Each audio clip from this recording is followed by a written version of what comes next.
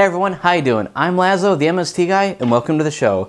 Today we're looking at Mystery Science Theater 3000, KTMA number 18, The Million Eyes of Sumuru, a quirky little spy adventure from the 60s starring Frankie, Avalon, George Nader, and Shirley Eaton. When we last left the Satellite of Love, Joel was locked outside the ship floating in space. Today's episode begins with the Mads opening the door to the ship to let Joel back in. Oh, he's not naked. He's got his BVDs on. Well, what's he doing outside the satellite? He's holding his breath. Well, how can you tell that? His cheeks are blue. I thought you said he was wearing his BVDs. Not those cheeks. Open the pod bay door, Lair. I'm afraid I can't do that. Dave. This is Sumuru. She is about to kill 17 brothers as they attend their father's funeral. And remember, at Vidal Sassoon, if you don't look good, we don't look good. So she kills those guys, we get the opening credits, and we cut over to Sumuru's lair, where we find this going on. Mercy? No mercy. Like a chicken bone. Well, at only 9 minutes into the episode, our body count was already at 18. With the stench of rotting, unnamed dead guy on the ground, let's go to the beach. Go on. Oh, I cannot get over it. Stop it. Just a blow dry and a rinse, please. You're hurting my wrist. Really, movie? Another body? We finally cut away from our fierce faction of felonious fatal females and are introduced to Frankie Avalon. Speaking of the real thing. Excuse me, Nick. Oh, I guess his introduction comes a little later in the movie. Mr. West, I believe. Sir? I hoped I'd see you and told you were having a holiday, a vacation. Yes, the CIA does give us an hour or two off now and then. Hey, it's Barkley from The Toy! So Colonel Medica needs to hire some good fellas to investigate the mysterious death of his secretary. What I would like is to have someone to get to the bottom of the murder in my absence. Where'd you get that voice, pal? On a teeter-totter? This is part of a plot to kill President Bush. Who was his secretary? I think she was body 19. Frankie Avalon, ladies and gentlemen. Oh, yeah. Well, that's because I live a nice, clean life and think clean thoughts. Of course you do. Why don't you try to follow my example? And take bad rolls. You can be a winner. See you later. Well, I don't know. Looks like a pretty good roll to me. Medica is kidnapped to take into a private hospital when Mr. West is attacked by the Barbie squad.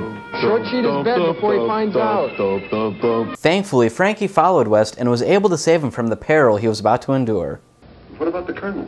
I'm better. Colonel, he's dead, I'm afraid. He was obviously a marked man. He hadn't got a chance. They'd tailed Hey, him could we to the get somebody on the frame, please? Do you realize that we're averaging a body a minute right now? I know, it's insane, isn't it? And we haven't even really established the plot yet. You want me to go and check out the villa, right? He's got it in one. Remember, your governments are depending on you. Both of you. Frankie and Mr. West head to the villa where they witness the rare female approval system in action. Hamana, hamana, hamana. She has my approval. Does she have yours? I'll give her my approval, too. Thumbs up. Congratulations. Yeah. Can someone please fill me in on this woman society thing that this movie is pushing? Those of you here today have been responsible for the almost complete success of Phase 1 of our operation. You have become the mistresses, and the wives even, of 11 of the most influential men in the world. Our spy team of Frankie and Mr. West is discovered when we take a break for a host segment. Oh, the same thing happened to you too, didn't it, Crow? Well, maybe you guys will think twice next time you lock me out. That's why I took the liberty of putting on these video probes.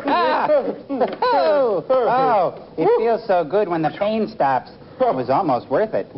Back in the movie, our not-so-dynamic duo is back in their room having a few drinks when they notice a dead girl in the bed. She is, of course, dead. Unless she's a damn good actress. Why will that stop us? Must be dead. Did you have a late date? What's the difference? I didn't even like her when she was alive. With the police at the door, they jump balconies and cut through the adjacent hotel room to make their escape. But first, a little comic relief to ease all this dramatic tension. Now. They outsmarted me. Quit nursing your drink. They get picked up by Sir Anthony and he sends them to Hong Kong. Tickets to Hong Kong. Yeah. A complete new wardrobe in 2 very elegant, expensive suitcases. And a year's already supply on of the turtle plane. wax. What do you say? No. No. They land in Hong Kong and Mr. West is immediately picked up by the women and taken back to their lair where they have a very special use for him. And for those plans, I need your tongue, your voice, and your brain. But the In a ears box. go. Other parts of me of which I'm inordinately fond. They will remain intact as long as you obey orders. Oh, good. Frankie heads to the police to see if they can help locate his missing friend. Well, I'm looking for the owner of a black hardtop Dodge. The license plate number is A slant stick swinger. 2151. Fade to black. Oh, Sumuru. Wow, that was easy. Yeah, a little too easy. A new member is scheduled to join President Bung's staff to fill a vacancy that has existed since the death of Colonel Medica. Oh. Quality? The man chosen as Medica's successor has been picked only after the most thorough search. Everybody got that? Servo tells Joel that he isn't going to watch the rest of the movie. I forgot to tell you, I'm not going to be able to watch the rest of the movie. I have to make brownies for the Pinewood Derby. All right. And with that, we head into the next host segment. The Honorable Judge Joel Wapner Hodgson presiding. I heard he's a hanging judge. Oh, how's it hanging, Judge? Order in the court. Bailiff, read the charge. 30 volts. What? No, amps. Watts times amps equals volts. WV. West Virginia. West Virginia. Blue Ridge Mountains. Can you rephrase that in the form of a question? Yes. Who is buried in Grant's tomb? That's right, for $500. So what's the big deal about Frankie Avalon anyway? Well, Simon, I don't know if I'm the right person to tell you, but I know who is.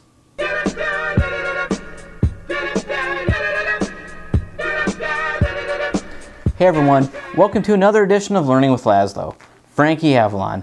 He was a teen idol from the 60s, so what better way to cash in on his popularity than to team him up with the star of Robot Monster, George Nader. He had a decent career in music, but when he was paired with former Disney Mouseketeer Annette Funicello for the 1963 movie Beach Party, his movie career really took off. However, like all teen idols, his fame eventually died down. You can still see him in movies and on TV every now and then, and he still has a very active music career.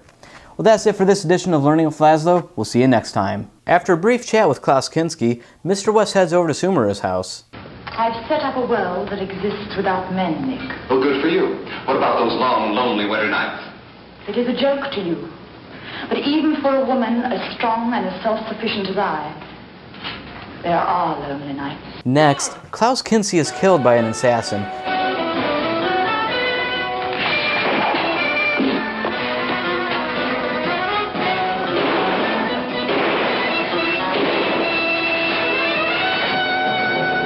Well, it looks like you fooled us, Simon. It was a decoy. Rats! I was hoping that with the president dead, the movie would be over. Did I hear my name? President Boone? The real one. Boom. The man you James see over Boone. there was enough like me to fool anyone, particularly an assassin. Well, where will I find another? And in a shocking twist, Mr. West's real intentions are found out, and he is taken hostage by Sumuru. Keep joking, Mr. West. You will be finished with jokes before the night is out. I hope so. I was beginning to run out of material anyway. And just in time for another host break. Joel, I don't understand. How were you able to survive for 5 weeks outside the spacecraft with no spacesuit on? Yeah, according to my calculations, you should have just suffered an explosive decompression like in the movie Outland. Huh? Well, fellas, it's something like this. If you're wondering how he eats and breathes and other science facts, just repeat to yourself, it's just a show. I should really just relax. Mr. West's girlfriend gets away from her captors, and after a pointless 5-minute chase scene, she ends up at the hotel with Frankie. Well, to prove to you that I have no concealed weapons. But a hideous tattoo. She's using sex as a Golly, weapon. you're right. Lazlow, Yeah, Simon? does that really happen in real life? Is it time? I think we better get started. Didn't you just finish? Looks like we have another body to add to the body count. Apparently they don't have keys for that. Oh man, she just turned her into a statue. And the fight for Sumuru's island begins. Oops. The soldiers on the beach. Good idea, hide behind the blow-up raft.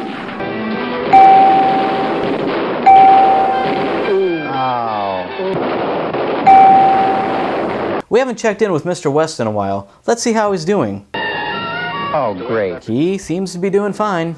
Who knew? Mr. West and the rest of the army make their way out of the building, and Mr. West and Frankie are finally reunited. Tommy! What's all the racket out here? Tommy, what are Anyway, the island is set to blow up, and of course, Sumuru gets away.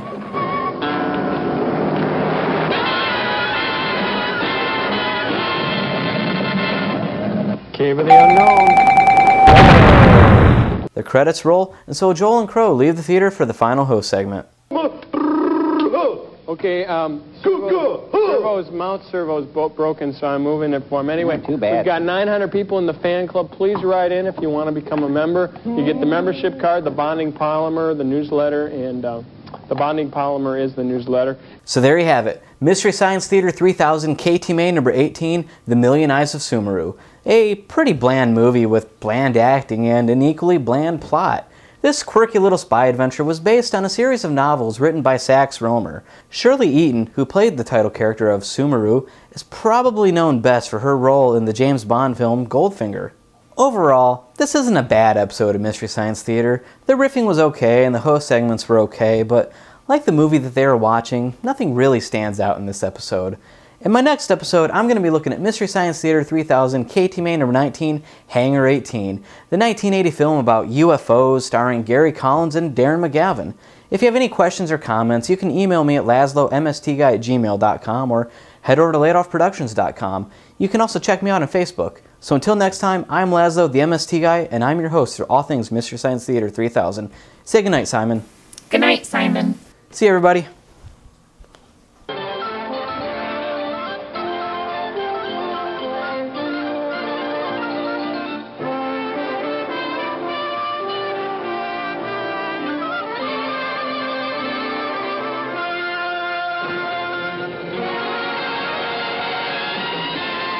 I do want to I wonder shave. if this is where I'm supposed to sing.